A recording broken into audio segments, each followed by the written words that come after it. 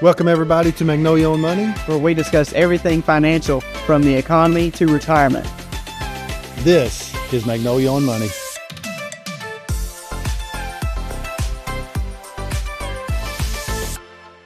Welcome back everybody. Today's show is on taxes and really about the big tax trap that was set in the early 1970s. So we talk a lot about taxes in our office. Tax planning is a big part of what we do. And this illustration will kind of show you why we consider the 1970 tax trap, a big deal and something we are fighting every day against for our clients. So, yeah, one of the major things we do in our office is tax planning, and it's for a reason, because there was a tax trap set in the 70s.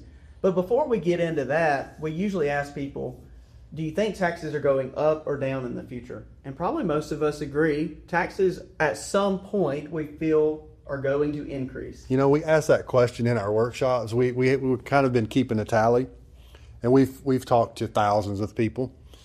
And I think we can count on one hand of the amount of people that said taxes are actually going to go down in the future. Everybody says they're going up.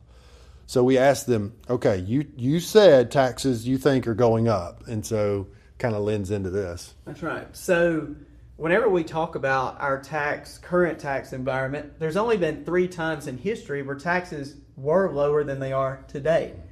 But whenever we get back to the big tax trap, whenever we're talking about investment accounts, we go back to 1975, which was when the tax-deferred account was introduced. So that's money that we usually think of like retirement funds, our 401k. That's money that we are putting to the side while we're working, not paying the tax today, to pull out at a later date, usually in retirement, and pay the tax then. So whenever it was introduced, it made a lot of sense because we can see the highest marginal bracket in the mid-70s, it was pretty high compared to where we are today. Yeah, you can see, we're up here, and then it's just boom, it really comes down. So right. It made a lot of sense then. Yeah, whenever it comes down, it levels for the next 25, 30 years. So it made sense at that point, whenever it was first introduced, don't pay at this high rate, pay at a lower rate whenever you retire.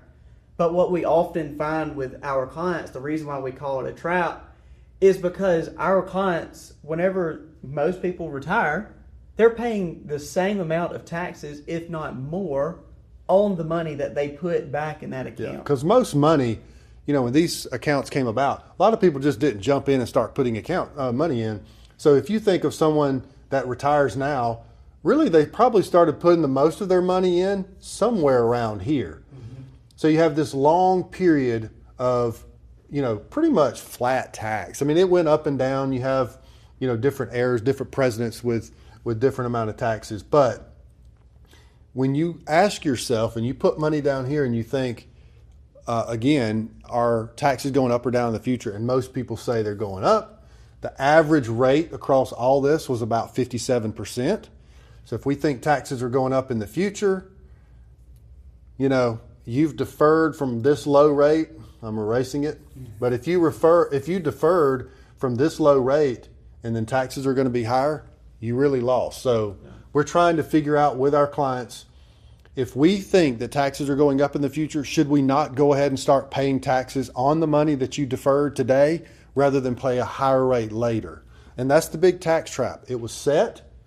People put all the money in there, and there's over, I think, close to $50 trillion probably by the end of the next couple of years in those accounts. Waiting to be taxed. Waiting to be taxed. Every dollar in that account is going to be taxed. So another thing that we're starting to see is a lot of tax laws are starting to focus on this money, which are also going to drive taxes further up. That's right. Yep. So this is the big tax trap.